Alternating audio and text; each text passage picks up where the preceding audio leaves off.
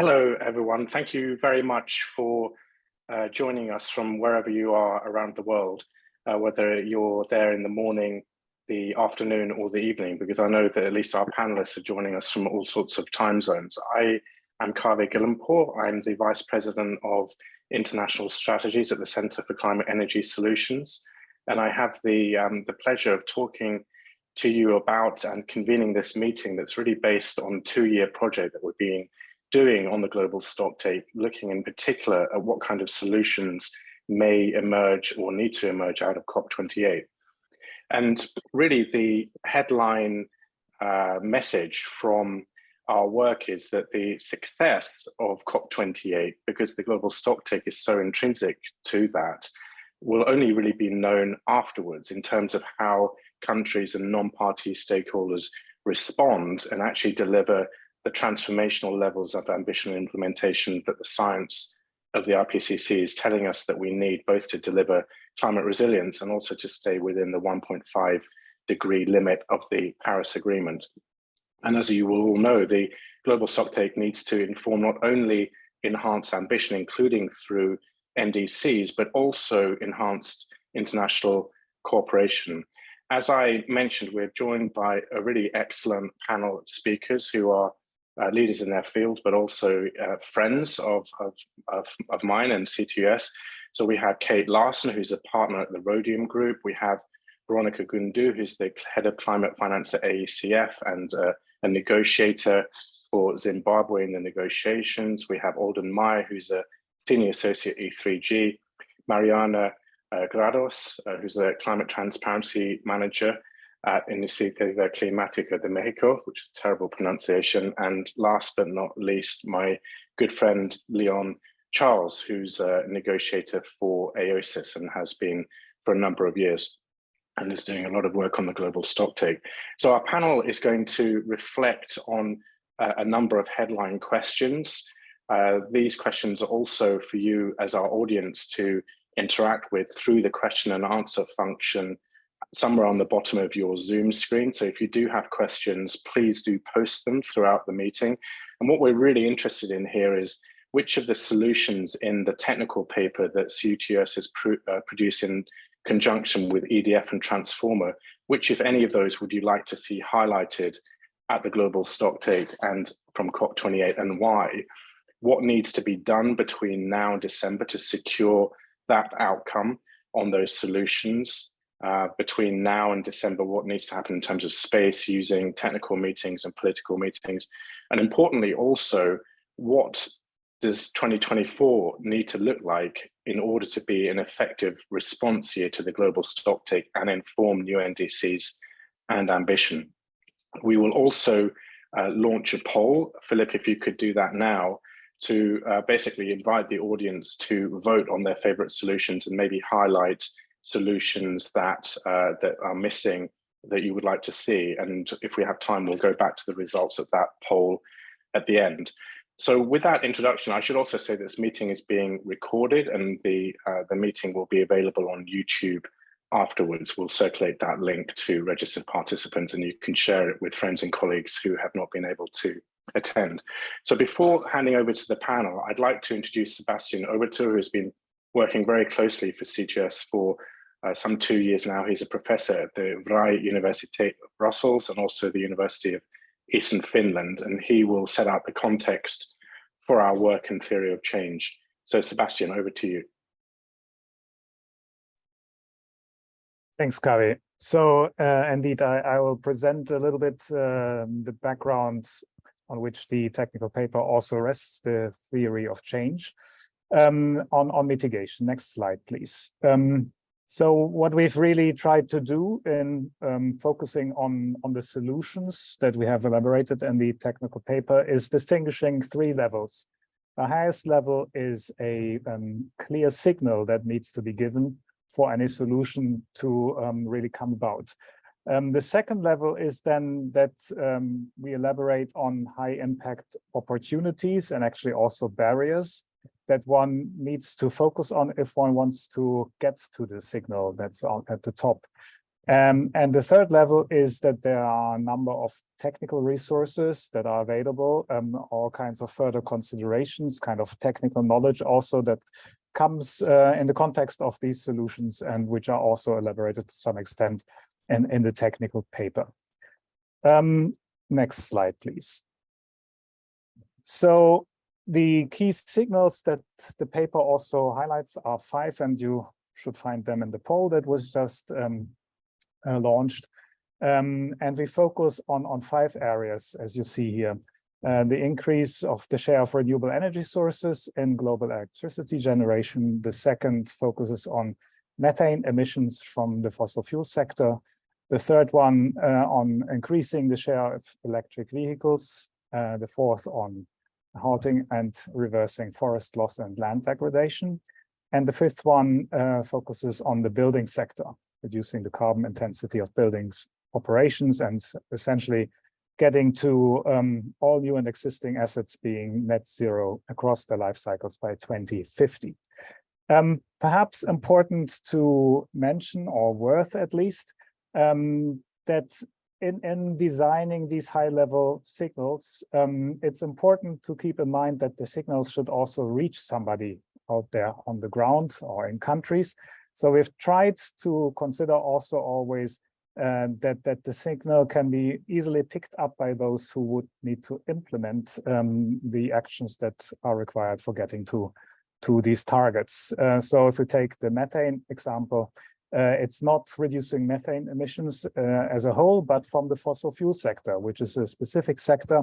So we're trying to send this signal to this sector also so that it can be picked up. Next slide, please. Here's the example of renewable energy sources, just to also illustrate what this term high impact opportunities or solutions or then also barriers entails. So at the top, you have the high level signal that was already on the previous slide also, but then the opportunities that arise, the solutions, the more concrete level is then incentivizing the deployment. You need some incentives, right? Also on the other side, ending investments in new fossil fuel-based generation capacity so that renewables actually get the space also that they need. Addressing regulatory barriers to the deployment, scale up and use of renewable energy technologies, for example, also including grid infrastructure and storage. So the build-up of renewables needs to be enabled and facilitated, and improving the integration of renewable energy sources into increasingly flexible electricity grids. So again, referring to grid infrastructure. So this is getting a little bit more concrete here, as mentioned. That's the general approach. Next slide. But then how does this all add up to what we need for the GST and for afterwards? So the theory of change is really that the GST should send these clear signals, at least a number of them, identify the high impact opportunities, but then there needs to be 2024 with response. And obviously we all know that NDCs, new NDCs will be due in 2025. For example, the global renewable energy target could be an outcome of the GST at COP28, and this signal could be given there. For that, we would need to build momentum now towards COP28 so that the signal is included. And also, as I mentioned before, the signal in a form that makes sense so that it can be picked up by countries and other actors afterwards easily. And then 2024 would need to see an effective response to this. It could, for example, result in the creation of alliances of actors and initiatives that turn to that target and signal and try to implement it. And this could then feed into the new NDCs that are due in 2025. So in that sense, a global renewable energy target could drive, hopefully, what's in the new NDCs in 2025. And COP28 obviously is in the middle of all this. It connects the dots, it builds on this momentum that we need, and will pave the way then for implementing action in 2024 towards new NDCs in 2025. So that's the general logic, the general setup, how we have thought about this. And I hope it provides a good basis for our discussion today. Back to you, Kavi. Thank you very much, Sebastian, for that sort of concise example of the theory of a change that's been emerging through not just because of our project, but the extensive outreach that you and Maggie at EDF and others have done over the last couple of years to really ascertain how to build momentum towards COP28, the necessity of clear signals that actually speak to people who are outside the negotiations, because otherwise there'll be no impact, but also this really emerging idea of 2024 needing to be an effective year of response to the outcomes of COP28, both to inform the new round of ambition, but also to secure and implement, operationalize this notion of the mandate in Article 14 of the Paris Agreement of enhancing international cooperation, which was never really defined, but could be potentially a hook for transformational change rather than just the incremental change that we've seen. So with that, I'd like to turn to Kate Larson, who amazingly is showing her usual commitment of joining a meeting of ours at 5 a.m. for her, I think, in California. So Kate, thank you so much. I really appreciate you joining and also for the excellent work that you and others do at Rhodium. I know when we've spoken about this before, you were looking particularly at questions around renewable energy. And of course, that's one of the solutions in our paper. And it's also one that's emerging as potentially a strong signal from COP28. There's talk about a tripling of renewable energy, for example. But I was really amazed when you've spoken previously about taking examples of the US about how much there is in the pipeline, but that's being held up. So I don't know if you want to talk about that or something else, but over to you, and thanks, Kate. Thanks, Kaveh. And thanks to CTVS and all the others who put together the great technical paper to help really concretize the options that we have. I want to speak to the first about scaling clean energy. I think this is one of those solutions that, because it has been around for so long, we're making such good progress that a lot of groups, in particular even ours, who are looking at the next shiny object, the next challenge to solve, have moved on from renewables in some sense, but electric power and solving this particular challenge is going to be really critical, in particular for the next decade. And so I want to focus on that here. So next slide, please. And I think we should pat ourselves on the back for the progress that we have achieved over the last decade in terms of really scaling up global renewable deployment. It's been laudable, as you can see, ramping up by 10 times in the past 20 years. Next slide. But if we look ahead to the future, our progress is just pales in comparison to what we need to do in terms of total build out of new renewable capacity in the future to meet or to stay on track for the Paris Agreement goals. So if you look at this, you may think, what can we possibly do to achieve this scale? And I think it's going to take something different than it has in the past. So the progress that we've made in deploying renewables has largely been because the costs for wind and solar have dropped dramatically as we've scaled the industries that produce those technologies. And we have largely seen cheap wind and solar driving those new additions. But we're in a world now where costs are not the only barriers. There are a lot of other more localized barriers that are making it difficult to add the scale of new renewables that we need. And of course, that is critical also to pushing more fossil out of the mix. When there are clean solutions available, it makes it easier to commit to phase out the fossil. So a lot of those barriers are getting in the way of all countries, not any particular type of country, not developed or developing. This is something that's affecting everyone. Next slide. In the US, if you look at the scale of new renewable deployment we'll need over the next 10 years to meet just what's required by or implied through the Inflation Reduction Act that will put the US on track to meet its power sector reductions for 2030. Again, a massive, massive scale up. And this is being held up by a long interconnection queue. So right now there are more new renewable projects that are held up than the total renewables already on the US grid. And that's for a whole host of reasons, regulatory barriers, a lot of permitting for getting new connections. All of those are issues that other countries are facing as well. And as we see with the scale of new capacity additions that we'll need to stay on track, we need to unlock a whole new era of building new things, and that requires a different approach. Next slide.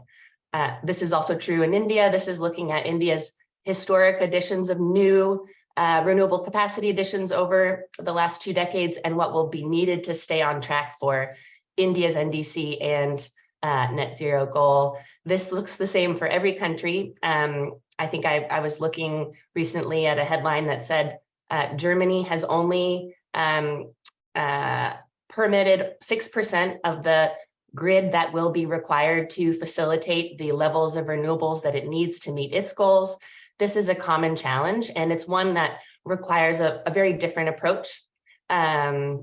One that requires a focus on implementation and follow through at the national, local level. It involves local communities who are part of those siting decisions.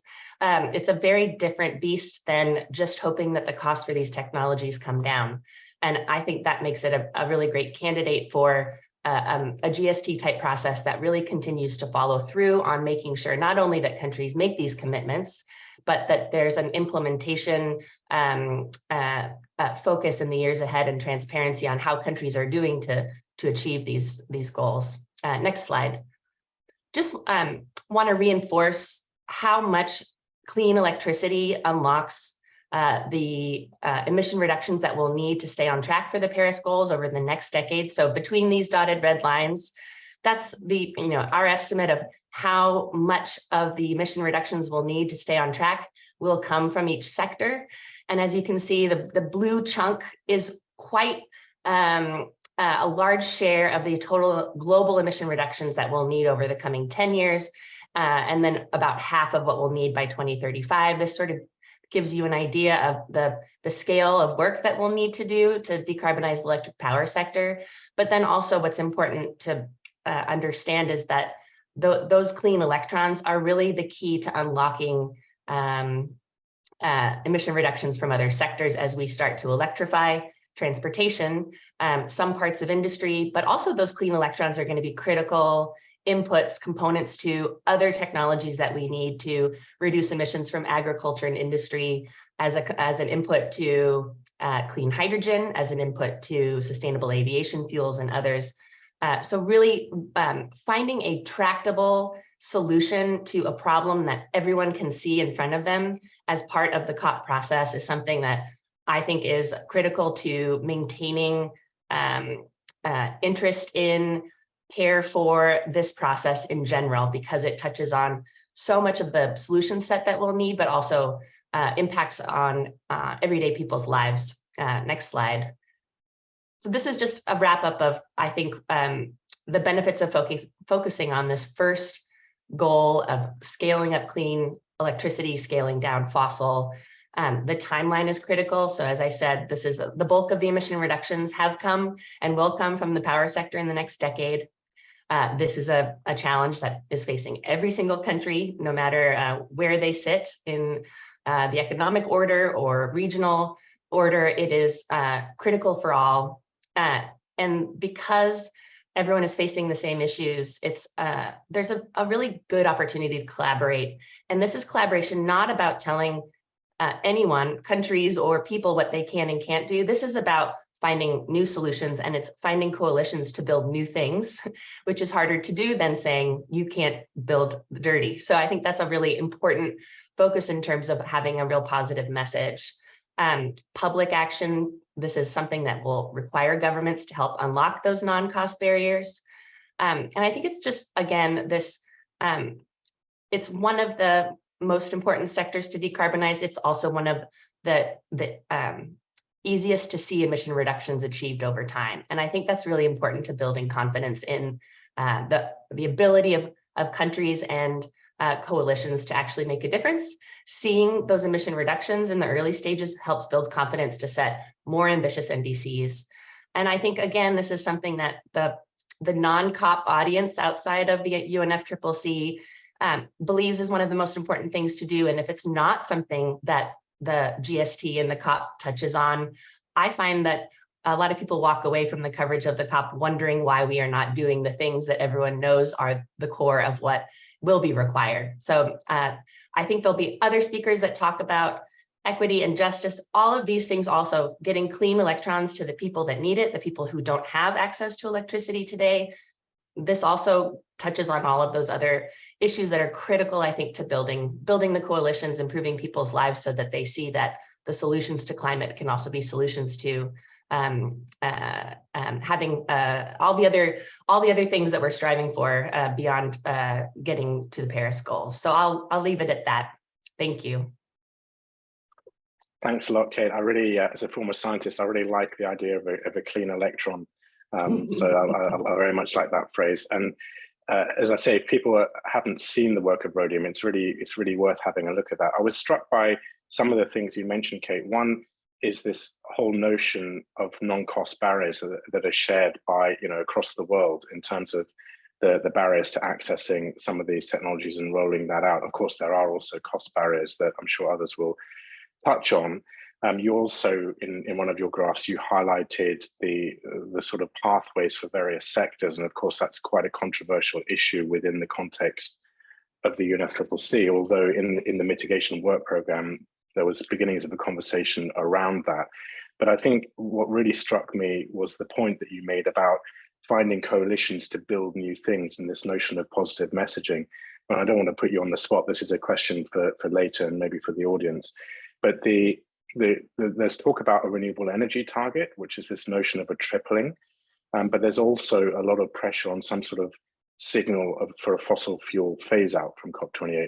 In the solution that we've come up with in CTS in conjunction with EDF and in our outreach is this notion of increasing renewables as a proportion of the power sector, power generation sector, because we believe that both sends a positive signal, but it's also an implied signal of what needs to happen to the share. Whereas, of course, if you just triple renewables, you can also increase the share also of fossil fuel power generation. But that's something to think about. So thank you very much, Kate. I'd now like to turn to Veronica. Veronica, I think you're joining us from Harare, if not maybe from somewhere else, but thank you very much indeed for joining us. And I know that you in Bonn were very active, and actually before Bonn as well, on mitigation, but also on the mitigation work program. And we've heard from Kate on issues of sort of non-cost barriers. Of course, there's also cost barriers. I remember hearing in the mitigation work program in Bonn, for example, that the rates of borrowing for sub-Saharan African countries are somewhere between 5 and 10 times the cost of borrowing in the US, for example, for renewable energy. So cost barriers are obviously a very big issue. But Veronica, I hand it over to you, and if you could share your thoughts with us on if any of the solutions stand out from you from our paper, and what do you think needs to be done between now and COP28? Thanks. Yes, thank you very much, Kaveh, and good morning and afternoon, colleagues. I think you've already highlighted one of the major challenges, especially in the sub-Saharan Africa, when it comes to energy access.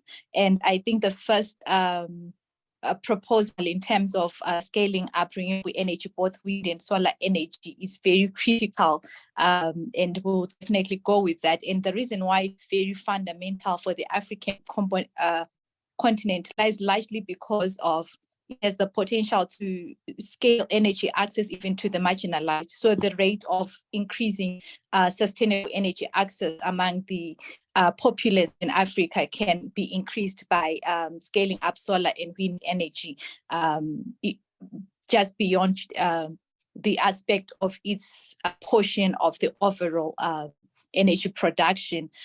Then the other component in terms of financing, because if you look at, according to the IRENA report, it indicated that only 2% of renewable energy investments flew into the African continent. So which is a very huge challenge, because then you want to understand what are the challenges and the barriers, why the financial flows and investments within the sector are not flowing as much as it is anticipated.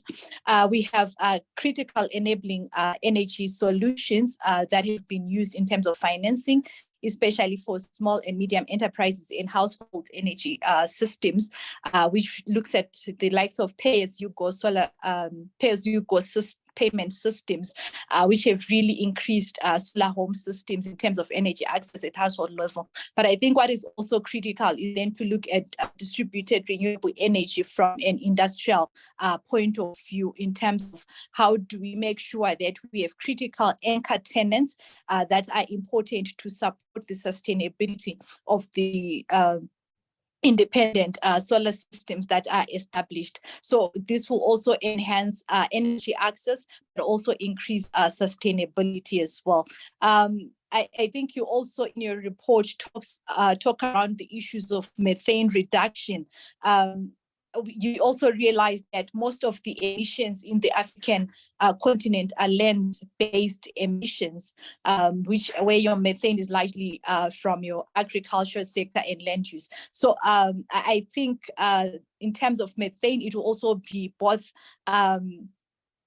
in the agricultural space, but also in the industrial space as well, in terms of how do we increase methane capture, especially for largely industrialized countries as well. So the technologies around methane capture will be important, especially for industrialized entities, in terms of seeing how we can, in the short to medium term, reduce methane emissions. So that is one of the other components that can be focused on.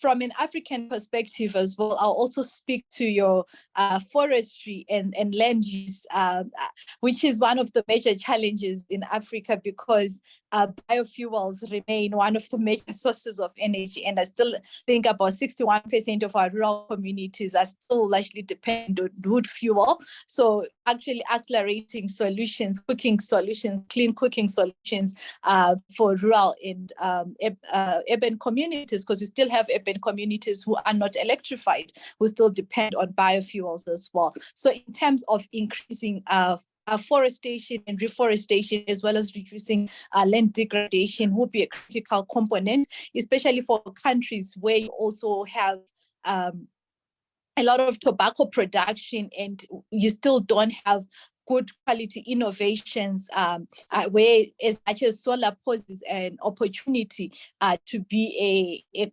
quality energy curer for tobacco.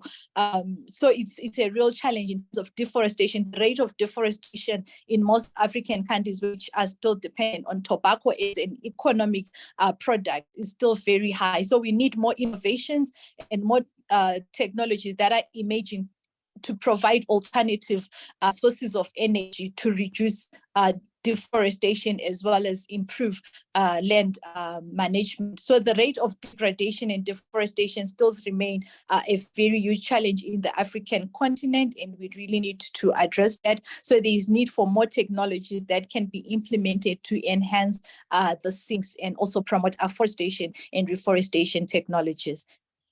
Thank you.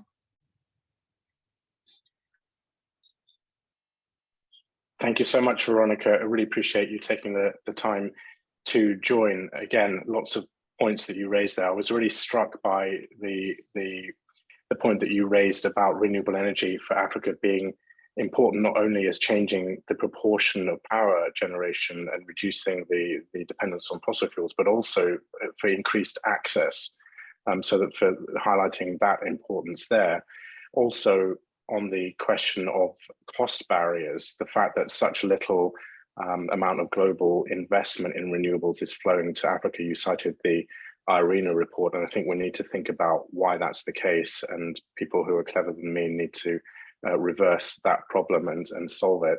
And also, you mentioned sort of land-based solutions, nature-based solutions around forestry, afforestry, land degradation as being particularly important in Africa, both for the not only for the urban but also for the rural setting. So thank you very much for that. I'm just going to highlight again to our audience, please don't be shy. If you have questions, use the question and answer function somewhere on the bottom of your Zoom screen to post questions, and we'll try to put that to the panelists later if we have time. And there's also an ongoing live poll where you can give us our views on the solutions in our technical paper. So with that, I'd like to go from Harare to Alden, who normally is in Washington, DC, but he's actually, he won't mind me saying, joining us from a beautiful location in Canada on the banks of Lake Huron, if I'm correct. But don't torture us by showing us the view, which is what you did to me earlier. But thank you so much for joining us, Alden. I think you have a slide you'd like to share, and I think you want to talk to us about the important topic of raising NDC ambition, not only the 2035 or 2040 targets, but sooner the notion of renewable energy targets, but also potentially touching on the role of the mitigation work program and the just energy transition work program. Alden, you have the floor. Thank you. Thanks, Kaveh, and thanks to you and the whole team at C2ES and EDF and Transformer for doing this. I think it's a very important service. We're all trying to wrap our heads around the GST and the political opportunities and challenges there. So this is a very important series of webinars.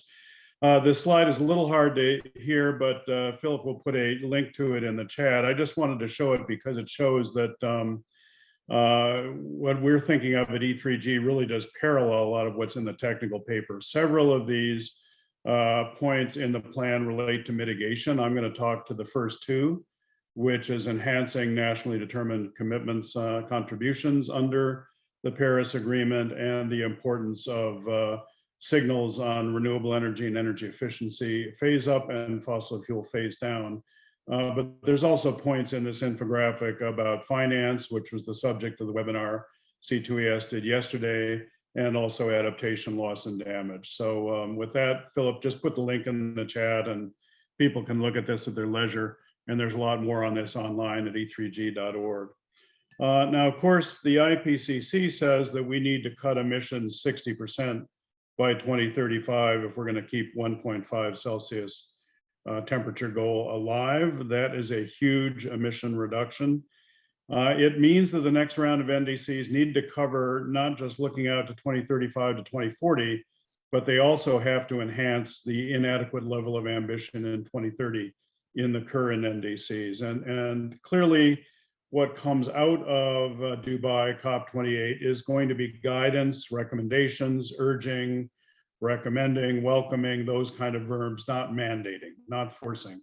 No one is going to tell countries what they have to do. But we do need to give a signal that we need to harvest the level of ambition from the multiple sectoral initiatives that we've seen coming out of Glasgow with the Glasgow pledges. There's been any number since then. The methane pledge that the EU and US drove, some of the forestry pledges, heavy industry, hard to abate sectors, et cetera. It's clear that a number of countries are on track to overachieving their current level of ambition in their NDCs, and they need to recognize that and harvest those gains. Importantly, it's also going to be important to send signals in Dubai around finance, as you discussed in your webinar yesterday. We're going to need finance from every sector. Obviously, just before Dubai, we're going to see the World Bank IMF annual meeting in Marrakesh. We hope to see the evolution plan adopted for the World Bank and the capital adequacy framework reforms, which collectively could free up an estimated $4 billion per year, not solving the problem, but not insignificant either. Also, the month before Dubai, there's going to be the Global Climate Fund pledging conference hosted by Germany in Berlin. And I think it's important to note that bilateral public finance is probably limited. We can get some increase in it, but we're not going to get the dramatic scaling up that perhaps we need. There is discussion about creating a fairly massive risk reduction capital pool that could be used to unlock much greater sums of private capital mobilization. That's going to be important. We need to shift the trillions, not just the billions or the tens of billions. And as you discussed yesterday, we have to find ways to shift the current trillions in fossil fuel subsidies into clean energy deployment.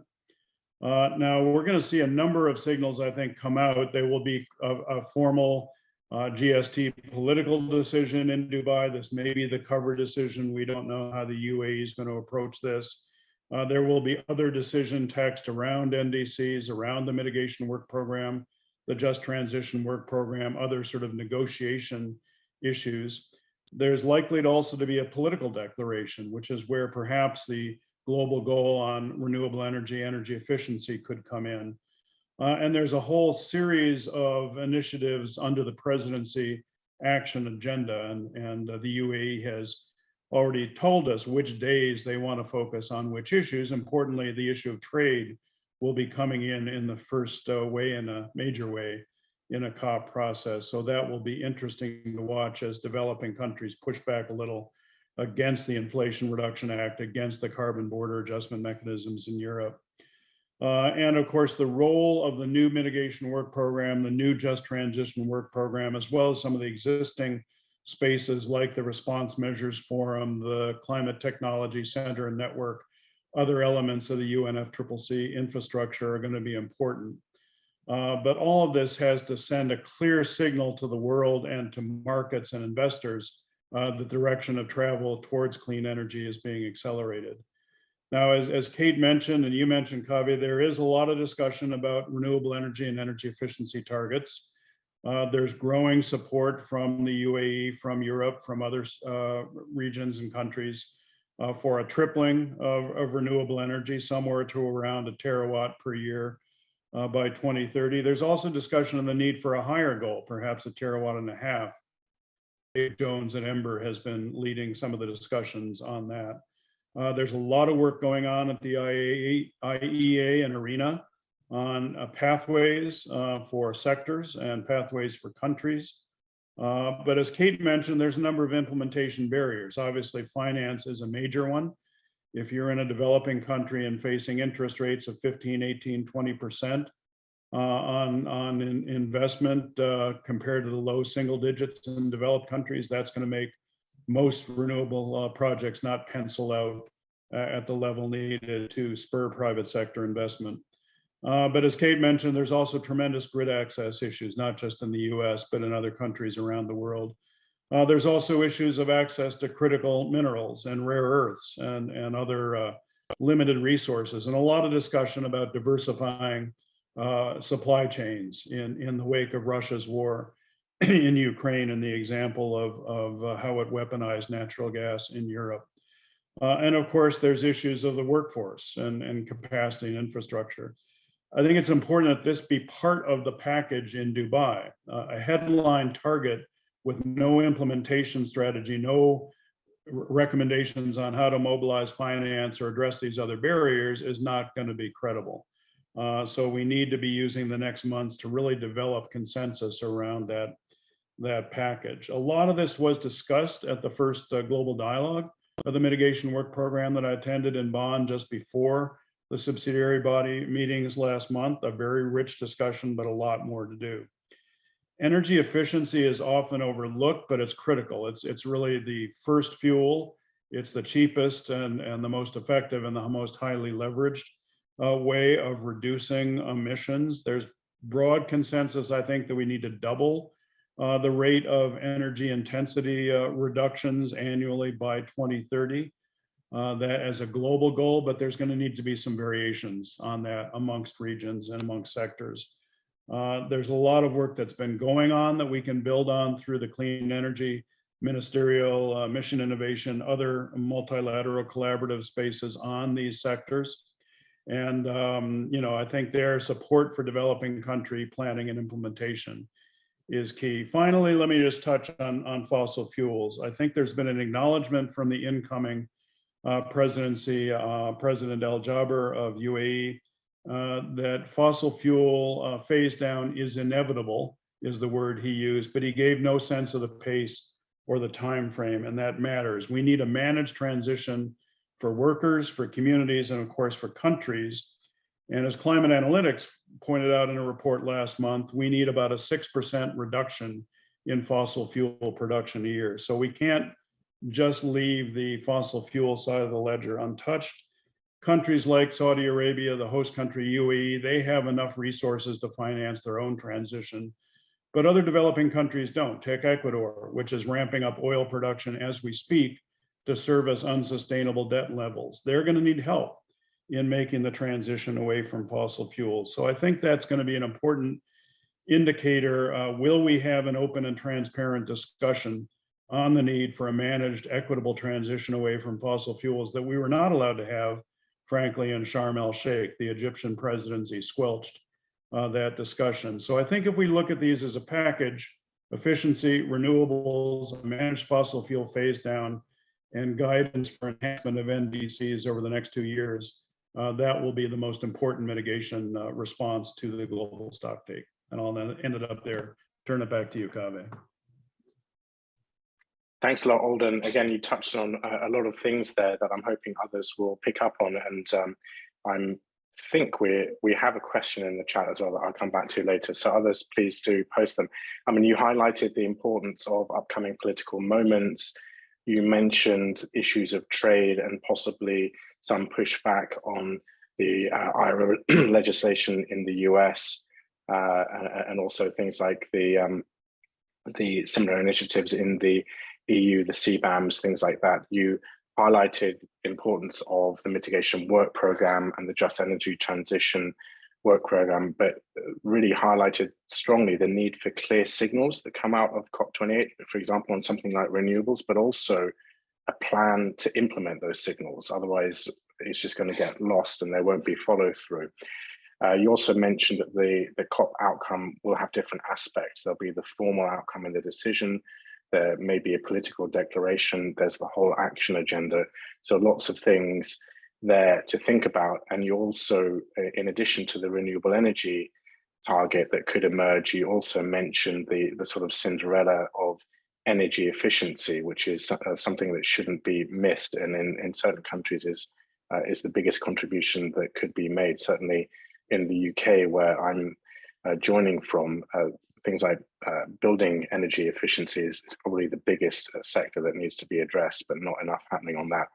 And then you mentioned the question of fossil fuel phase out. So with that, I'd like to go from the shores of Lake Huron to, I think, Mexico City, although I may be wrong, and to go over to Mariana. And I was wondering, Mariana, if you might want to talk about this issue of fossil fuel phase out and renewables phase in, which is what Alden alluded to. And in our paper, we kind of combine those two by having a positive signal on renewables as a proportion of energy generation. But as Alden mentioned, while the incoming COP presidency has sort of mentioned the need for this, I think rather than putting the pressure or responsibility on them, I think parties yet haven't come out with a clear, unified vision on that issue of fossil fuel phase out.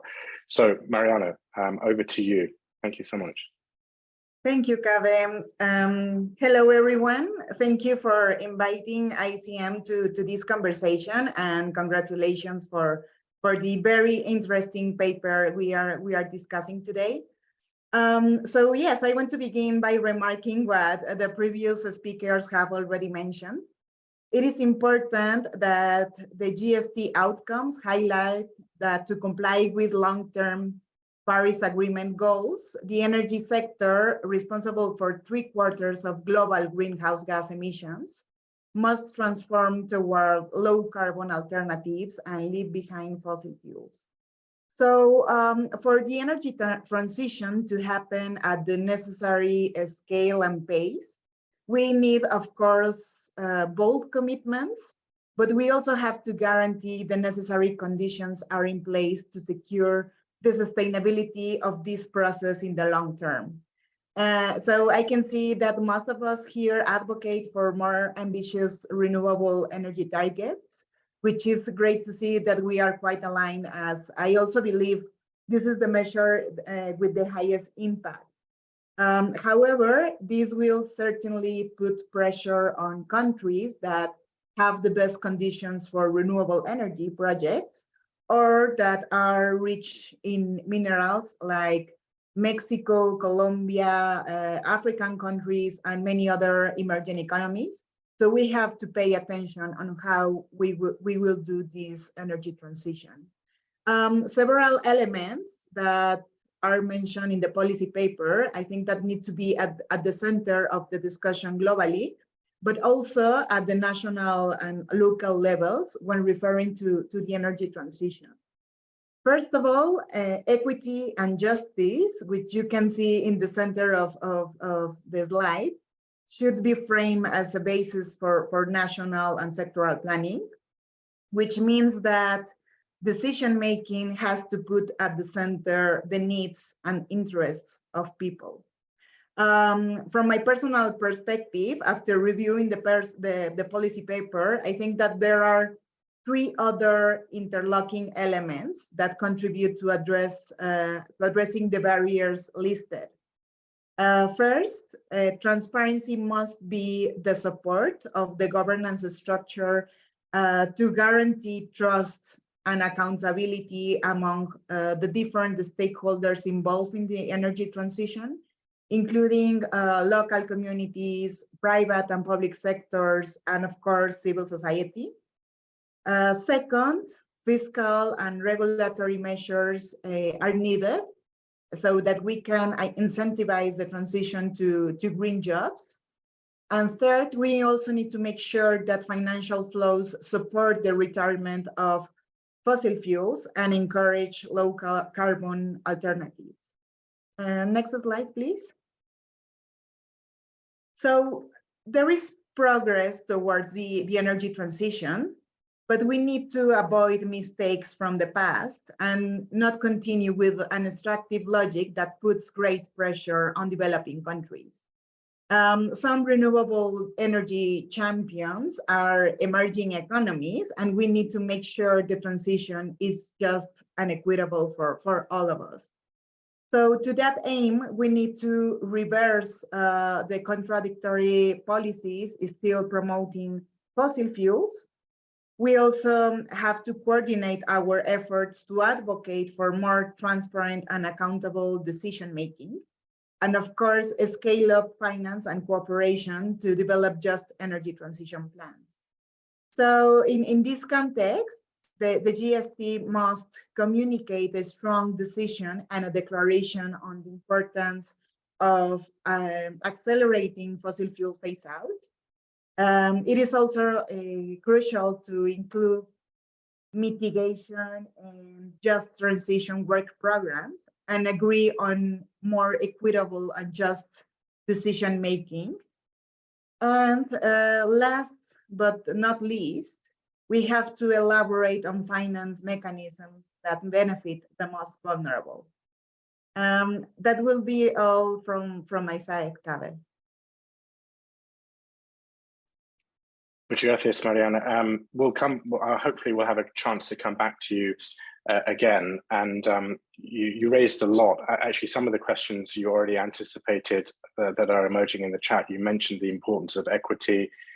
You also talked strongly about the need for a just energy transition and to learn lessons from the past in that regard, including things like capacity building for just energy transition plans, the need for the COP28 to send a clear signal on accelerating fossil fuel phase out, but also finance for the most vulnerable countries. So I would like to remind people, the audience, that there's a poll active, again, somewhere on the bottom of your screen. You should have access to that, where you can vote on your favorite solutions or suggest others. You can also post questions through the Q&A function, but you can also like the questions that you like the most. And the most popular ones we'll put to our panelists. So there's an incentive there for you to interact with the questions that have already been posed. So with that, I would now like to turn to Leon. Leon, you and I negotiated parts of the Global Stocktake, both in Paris and in the years up to and at Katowice. So it's kind of scary to realize that we are now on the eve of that actually coming to culmination. But you've heard a lot here, and I'm wondering if you have thoughts, particularly around the renewable energy, the methane, but also to accelerate action and to sort of deploy some of the solutions as fast as possible, given the need to halve emissions in this critical decade, as this UN Secretary General keeps emphasizing. So, Leon, you have the floor. Thank you. Okay, thank you very much, Kavi, and thank you very much for inviting me to participate in the discussion. I think that the advantage of being the last of the panelists gives me the opportunity to say everybody else has spoken, so I don't need to add. But in fact, I find it very interesting to see the emerging consensus on renewable energy and on decarbonization. I think every speaker has emphasized the need for that.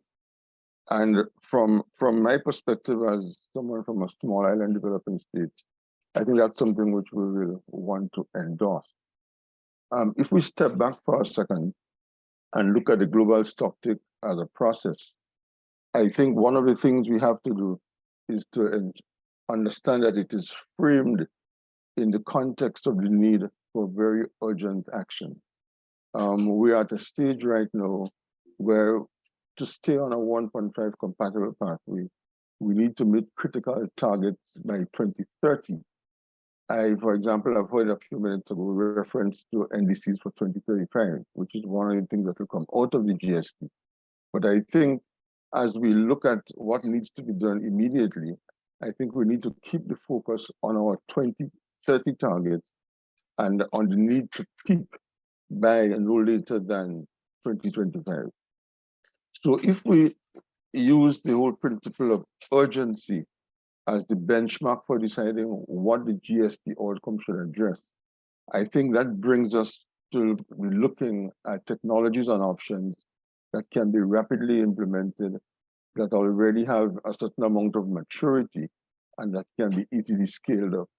And on all of these counts, we really end up with having to focus primarily on renewable energy and also primarily on methane, because these two are among the more rapid options for implementation, and they also deliver significantly in terms of the emissions reduction to get from them. The challenge with the GST outcome is how do we get this into the GST outcome? And as Alden mentioned a couple of minutes ago, we're not sure what the outcome is going to look like.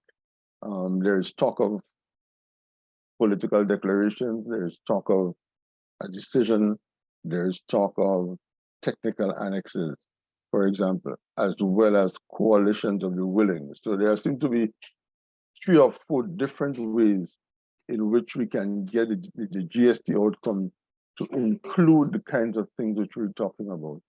And as we move from now to December, I think as more clarity emerges, we may find that we may have to actually take one item and split it across all the different outcomes.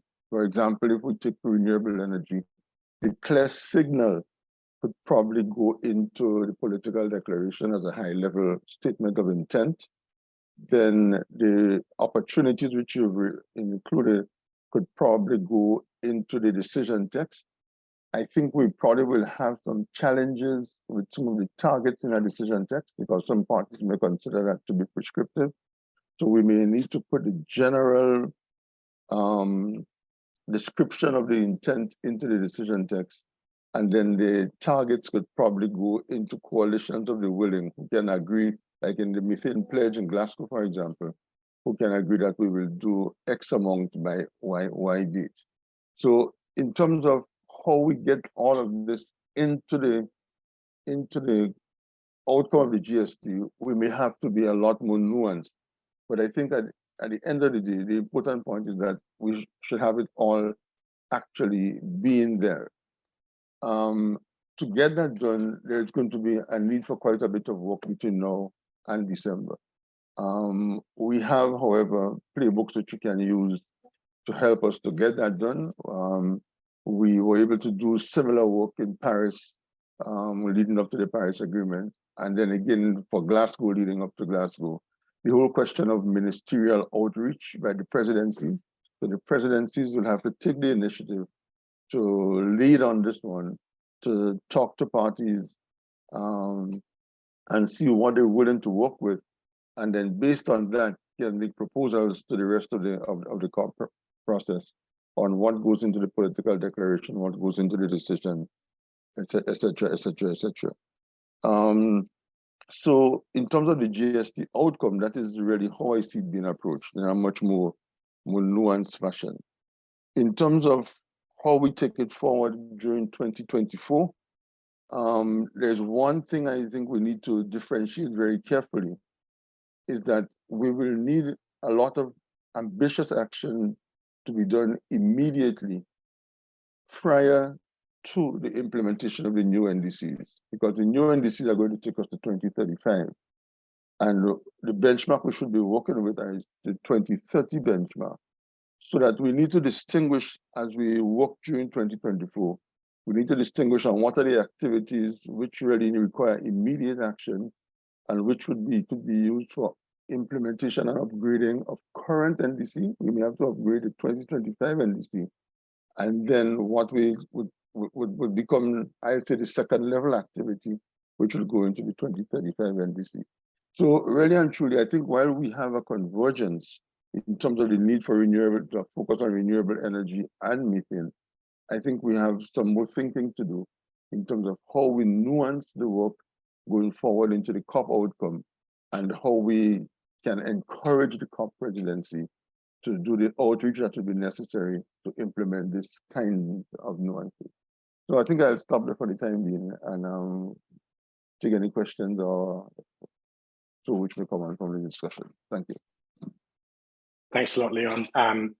As you say, there's a clear consensus emerging around renewable energy and methane, including in the poll that we're running. I'm going to end that soon. If people haven't voted, please do that. Unfortunately, the panelists are not able to vote. But you also mentioned the importance of having a clear signal coming out of COP28 and the Global Stocktake, and the fact that that signal can be split across different aspects of the COP. You have the political declaration that could signal future intent. You have opportunities that could be highlighted in the decision. You also have the action agenda, but that signal needs to be spread out to be clear and to be across a limited number of substantive issues so that we don't have a Christmas tree of us and therefore end up with nothing. You also sort of recalled Paris and the years leading to that. It seems like a long time ago now, but it wasn't really that long ago. And that there's still possibilities to influence the COP, even though it seems very just around the corner. There's still some months left. So the importance of the presidency, ministerial outreach. There's going to be a ministerial happening in Brussels just starting from Thursday and Friday of this week. There's New York Climate Week. There'll be the pre-COP. So there's lots of opportunities there. But importantly, you also highlighted that while the Global Stocktake needs to inform 2035 NDCs, the COP28 and the Global Stocktake also need to deliver a more immediate response to the science that we've heard this year very worryingly from the IPCC, and the need to also raise the ambition of current NDCs, not just the future ones. So lots of things that you've raised there. I'd now like to turn to some of the questions that we've gone from people being very shy to having lots of questions in the chat. I'll try to get to all of them. Apologies if we won't be able to get to all of them, but some people have asked more than one, so I may only take one of those. We have a question here from Christian Retamal. Apologies if I pronounced that incorrectly, but it picked up on a point made by others about the importance of equity. Does that need to be part of the Global Stocktake? That's actually in the mandate that needs to be a cross-cutting consideration. But I think we've had varying degrees of success about how we operationalize that within the context of the UNFCCC. So I would like to, if it's okay, to turn to perhaps Veronica to answer briefly that question of, does equity need to be part of the Global Stocktake? And if so, how could it be operationalized? Are you there, Veronica? I'm there, Kave. How are you? Thank you very much. Yes, I think it is important that it is part of the Global Stocktake. And a colleague has already highlighted on the issues on how Africa has been calling for the right to carbon space. and in terms of the right to sustainable development. So the reason why equity is an important piece, I think it should have a holistic approach in the global stocktake, where it has to reflect on the historical emissions first, and in terms of the responsibilities to address the changing climate, but also to look at the needs of the vulnerable communities and developing countries. How does equity present itself in terms of addressing the needs of developing countries? And also, I think even in terms of the global policies as well, we have seen a lot of trade policies that haven't been really favorable to developing countries. And the question is, how do we address equity and climate change, but also ensure that we don't cause harm to developing countries, especially when it comes to their trade elements. So the policies that are going to be developed by other countries should not make developing countries worse off than what they currently are, whilst they are in the process of making sure that they're addressing climate change, because then they cause an additional burden. So I think the issue of ensuring that there's equity even in transboundary policy formulation as well, and the aspect of social justice is also very pertinent if you're going to look at the entire equity discussion. And I think also it will also even cover the issues that relate to accountability and transparency. So from in a developing country's perspective, I think it will also be important to recognize the right to development, and also the right to the carbon space, and also even to address the basic needs of developing countries. But also from a developed country's perspective, it will also be an issue of ensuring that the different policies that are being implemented are not making the developing countries worse off in terms of creating a climate or addressing the climate challenge that we are faced with. So the issue of equity cannot be overemphasized within the global stocktake narrative. It is important to promote equity and fairness, both in the emissions reduction and low carbon development policies, but also even in terms of accountability and transparency, and also looking at the historical emissions as well. Thank you. Thanks so much, Veronica, for taking that question. And of course, for many countries around the world, it's not only a question of emissions reductions and access, but it's also questions of sustainable development, and also the point you made about not causing harm in terms of this transition. So that's an important point. We have some questions here from someone called Nanel Kohan. I'm slightly suspicious that this might be the president of CTUS, so I suspect that I should probably take that question, even if it's not him. There are multiple questions here, but I'm going to just take one of them.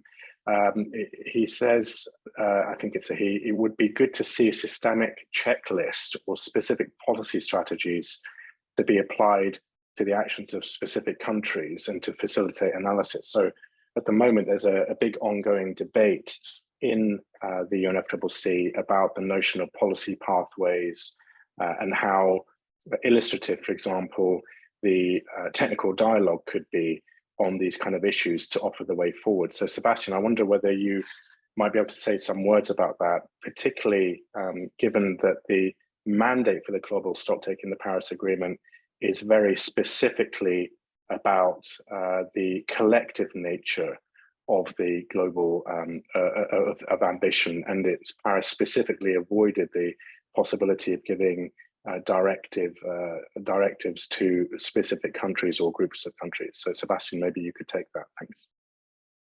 Thanks, Kavi. Yeah, I think the question of policy strategies is actually implicitly addressed in our technical paper and the category of opportunities, barriers, because if you take all the opportunities that are listed there and all the barriers that are indicated, then it's basically a menu for everybody to look at and to check whether that applies to them, and how to then design strategies to address them. And as you say, kind of, it's not country level, right, the global stocktake, but you get a menu essentially where you can then, which is kind of a checklist for developing your own policy strategy that needs to be adapted to the national strategies and the national circumstances. So in that sense, then the question is, where in the global stocktake could we get that kind of list? And that might be a little bit over optimistic to think that that would be in a COP decision or in a declaration where you get this perhaps not only for renewables, but also for other solutions. But there could be ways in which it could be reflected in some of the outcomes that are beyond that, like in the outcomes of the technical dialogue, etc. So that one afterwards could refer to that and use these checklists. And perhaps good to make the link then to what we also suggest, that there should be a 2024 follow-up, where perhaps international initiatives take this up and then can exactly use that kind of material and go create these checklists in a formal way and then apply them also to countries, regions, etc., and provide guidance on what could and should happen to realize the signal.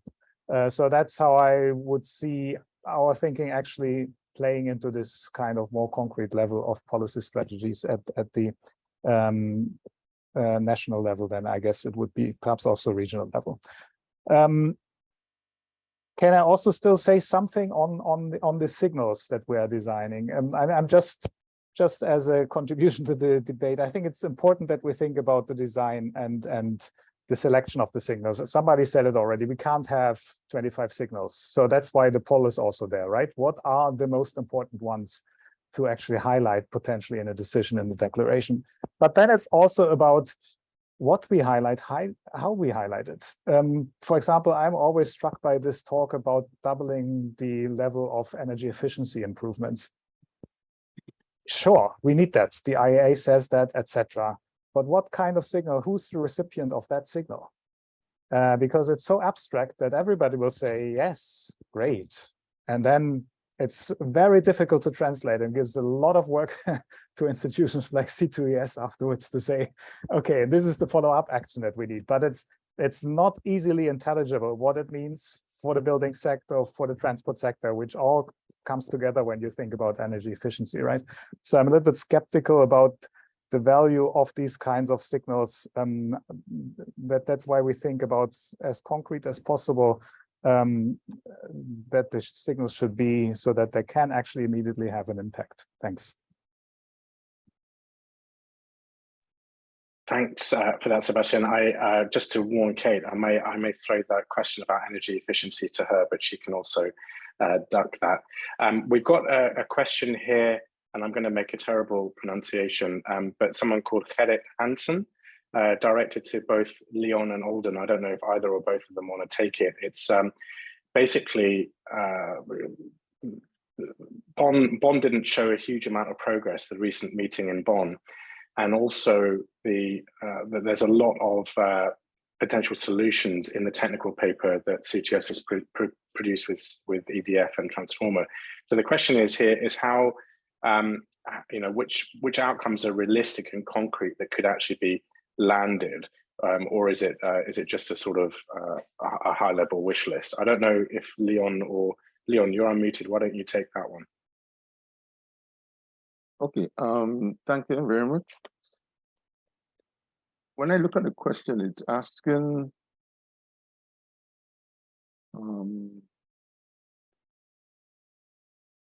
in terms of what process can we use to get these proposals implemented.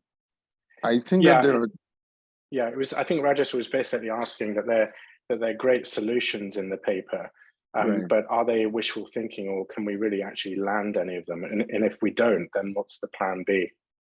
Okay, so in terms of landing outcomes at the COP, I think there are three sets of processes that needs to be managed.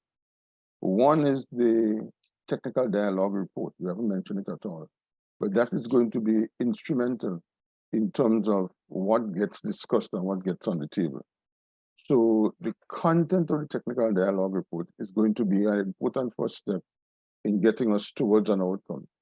And then how that technical dialogue report is used then becomes very important in terms of our parties give them a chance to reflect on it, Or are we just going to go into the COP, have a workshop, get it presented, and then we say we've considered it?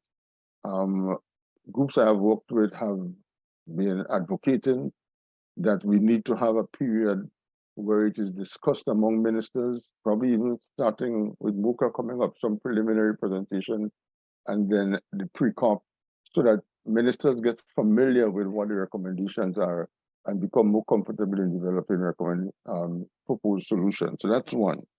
The second part of the process has to do with how parties themselves advocate for results.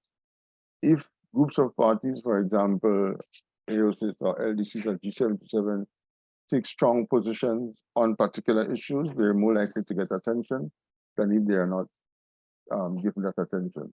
So that the question of what are the parties asking for will resonate with the presidency. And therefore, if parties which have similar interests can begin to form coalitions and begin to work together in making statements and so on, that helps in terms of moving the process forward. And then alongside those two, the point I raised earlier on, the presidency outreach becomes important. Is the presidency going to be making an effort to get out to understand what parties are looking for and provide leadership by trying to get a balance that satisfies everyone? Or is the presidency simply going to do whatever it wants to do without really involving parties very much? So how we get to the end depends a lot on how these processes evolve in the coming weeks and months. Thanks. Thanks very much, Leon, for sort of clarifying the importance of the run up to the COP. And I don't think there is a plan B. Also, stressing the importance of outreach from the presidency. But one of the underlying purposes of this webinar is really to try to identify what the clear signals are that the global community should coalesce around. And you've mentioned the renewable energy and methane, and they are clearly the outstanding consensus around that in the poll that we're running. And that sort of signal will also help the presidency to think about what can be focused on, because at the moment, from the time in Bonn, it's not really clear that parties are collectively giving them that signal. So it's really important to answer the question that was posed on the wish list in the technical paper. I think the world needs to coalesce around some exemplar high impact solutions, and I think you were speaking to that. I'm going to now turn to Kate, and also I always ask her the difficult questions. We had that question from Sebastian about energy efficiency. I don't know whether you want to say anything about that, but we also have a question from Rajesh in the chat, which is, what is the, essentially, if you had to choose, what's the most reliable possible mitigation solution? If you had to pick one thing that could be done globally, what would that be to take forward things on mitigation? Just an easy one for you there, Kate, at 6 in the morning. Yeah, I love energy efficiency. I think it's an important part of the solution, but when you're looking at the scale of emission reductions that need to be achieved in decarbonizing, in particular the electric power sector, while efficiency is an important piece of that, it's a pretty small sliver of that overall blue wedge that I showed in my slides. And I agree with Sebastian. What we need is something that a goal that's very focused and communicates to a set of actors in a really clear way. And I think diffusing the message by adding in a lot of other pieces might make it a little bit more complicated, though efficiency is very, very important. Wow, the one mitigation action. I think, again, this notion of building new things is potentially one that encompasses a lot of the challenges that we're facing now, whether it's access to finance or some of these other barriers, including getting grid connection. Localized decisions about building new infrastructure is something that is a challenge as we're massively scaling up renewables, which take up a lot of land, are going to be more visible to the general public. That this entire notion of working across all the actors, the private sector, the public sector, both federal governments, but also local governments in how do we build coalitions to build new things that that's going to be really critical as we're building out massive new infrastructure to build and connect all of the renewable energy resources at the scale we need, but also electric vehicle charging infrastructure. All of these pieces are going to take a new set of ways to collaborate across all of these actors in a way that we've never done before because of the scale that's necessary over the coming decade. And I think finding a ways for the coalitions to share those best practices and lessons learned, because this is something that every country will be facing, would be something I think would really help make a big difference for all the solutions that we know we are going to need. Thanks so much, Kate, for addressing that question. Hopefully that answered Rajesh with that answer. So I'd like to ask Alden. We've had a question from Kathleen, who's actually in my team. I suspect she asked that question early on just to get the questions coming in, but I think it deserves an answer. So she basically asks, what do you think the role of pricing, carbon pricing instruments could be to accelerate the energy transition, including this question of redistribution of revenue? So Alden, do you have a view on that? It's a bit unfair to ask you. I know you're not a markets expert, but I'm going to ask you anyway. Go ahead. Yeah, well, sure. I've actually been facilitating for over a decade now the pricing carbon dialogue in the United States, left-right coalition across ideological spectrum. So near and dear to my heart. There's a lot of different answers to that question. I mean, obviously, carbon pricing is a very effective policy tool that a number of countries are going to are using, but the COP is not going to mandate any specific policy and measure that must be used by countries. But it can do a lot to help countries understand the benefits of carbon pricing, how to do it, how to implement it, how to deal with the social consequences so you don't have riots in the streets, as we've seen in some countries. It's important the way you do it. Obviously, job one on carbon pricing is to remove the negative price on carbon that we clearly have now through fossil fuel subsidies. It makes no sense to spend hundreds of billions or trillions of dollars subsidizing something we say is an existential threat. So job one is to shift the fossil fuel subsidies into more productive uses, but then also learn from countries that have done carbon pricing. Point two is there's an extensive debate and dialogue under Article 6 on the use of carbon markets. C2ES and others, EDF, have been very involved in that. There are some risks if it's done poorly, but clearly it's another tool in the toolbox which countries can use. And finally, she asks about the redistribution of revenues. I think this is a very important topic. This came to your webinar yesterday in terms of the need for innovative sources of revenue to reach the levels of investment that we need, whether it's an aviation tax, a tax on fossil fuel bunkers in shipping, windfall profits tax on oil and gas companies, et cetera. This is very difficult politically, but it's going to be an important topic.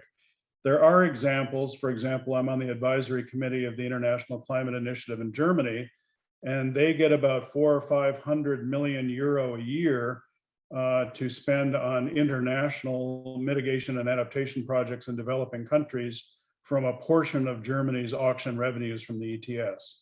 So there are good examples to use where carbon market revenues can be put to use by developing countries in a politically sustainable way if it's done smartly. Thanks a lot for that, Alden, and we hadn't prepared you for that question at all, but of course you answered it very well. And I would be remiss to say that, or forget to say that CTS is involved with others in trying to at least ensure one part of the carbon market, the risks are removed in terms of having integrity around the credits in the voluntary market, which is set up to be an important part of the solution going forward. But thank you very much for answering that. I'd now, with the remaining minutes, I'd like to go back and give the floor both to Veronica and Mariana. One of the questions that we had at the beginning was really this question around what should 2024 look like? So assume that all of our wishes for what happens between now and COP28 and the signals that COP28 delivers come true. What needs to happen in 2024? What do you think ideally that would look like as a year in advance of the new NDCs coming forward in the first quarter of 2025. So maybe, Veronica, if you're happy to take that question, I'll then go to Mariana with the same question. Veronica. Yes, thank you very much, Kaveh. I think what would be important in 2024 will largely follow through on the outcomes of Global Stocktake in terms of the key policy messages where we need all the hands on the deck, both the public sector and the private sector coming on board and accelerating investments in renewable energy, be it wind and solar, but also even in terms of innovations and technologies as well. So I think there will be need even for active participation by the private sector in the entire climate space, both in terms of financing and also in terms of technologies. And I think the other critical component will then also be for national governments in terms of reviewing their indices, which is a fundamental piece, and in terms of commitments. So it will not just only be closing the ambitious gap in terms of commitments, but also even in terms of implementation. So what would be important also is to then see how we can start building more ambitious indices by countries, but also how do we accelerate and demand more implementation even by the private sector as well. So I think that would be a very fundamental piece going into 2024. And my colleague has already talked even around different policy initiatives, even around the carbon market space. How do we send a signal into the carbon markets, and are they a real solution? And how are we going to make them work in terms of improving the mitigation actions as well. So I think what would be important is around scaling up as much implementation within the mitigation space as much as possible, and also ensuring that even the Global Stocktake outcome in terms of key messages brings everyone on board, include the research. Research and development within the climate change space is a very fundamental piece. I recently heard of a technology that is able to capture methane from coal. So is it then a solution to say we can continue with coal generation and capture the emissions? So I think those are really the fundamental issues that we really need to look into in terms of ensuring that we accelerate implementation and close the mitigation gap that exists. Thanks a lot, Veronica. The importance of implementation is something that people regularly say, but I think it's becoming increasingly obvious what that would mean in real terms. And I'm going to make people like Kate and others recoil in horror, but I think there's the fact is that existing policies in NDCs take us to something like a 1.7 degree world. Kate will correct me in the chat if that's wrong. But when you look at the level of implemented policies, so targets take us to 1.7, but policies in place or being implemented take us to far closer to 3.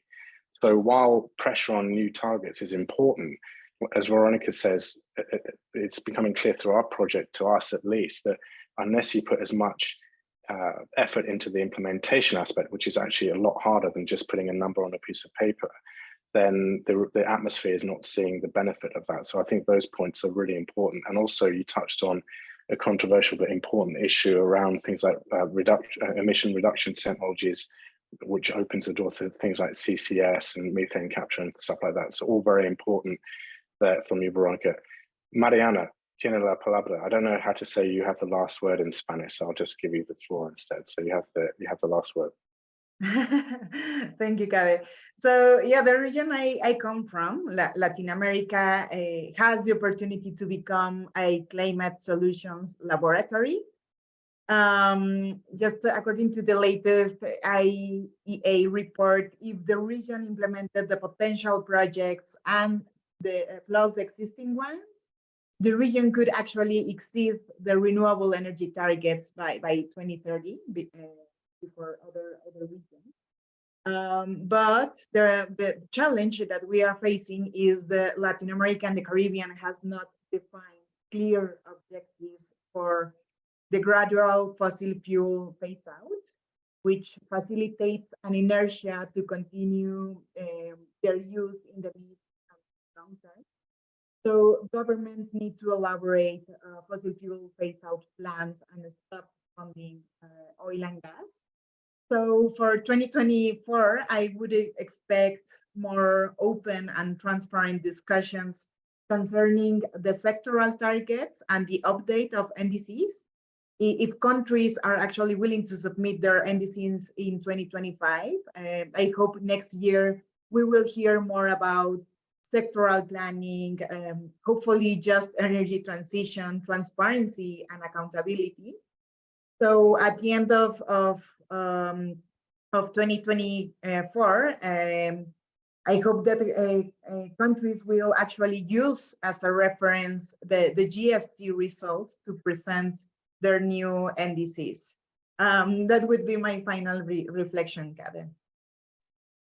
Great, thank you so much. Again, you mentioned that the region that you're in could accelerate, could overachieve against the renewable energy objectives, but still need clarity on fossil fuel phase out, and also a discussion on sectoral targets and the updating of NDCs.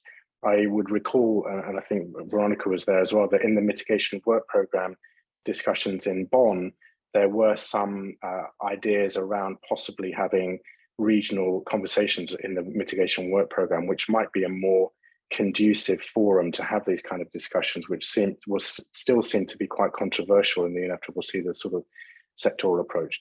So the last thing I'm going to try to do, and my team know that I'm, despite 2 years of being online during the COVID pandemic, I still am terrible at doing this. So I'm going to try to share my screen and the results. Can people see those results? Kate can see it, I think. As an Alden, I think as Leon said earlier, there's a very clear signal here that almost all of you have increasing the share of renewable energy as a proportion of energy generation, and also reducing methane emissions from energy generation as being the top two signals. And then I think the next favorite one is the halting and reversing forest loss, which I know will make some people in my team and in EDF and Transform very happy indeed. But we'll try to find a way of sharing those poll results more widely. And we will also share the link to the recording of this video online with participants later this week, so that you can share that with colleagues and friends who were unable to join.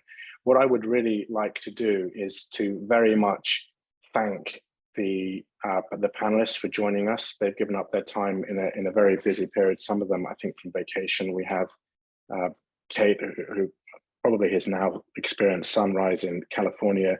On the one hand, also Mariana, Veronica, thank you very much for joining us from Harare. Alden, I think, is the furthest north, and Leon from beautiful Caribbean, and Sebastian from beautiful Brussels. I love Brussels, as people will know.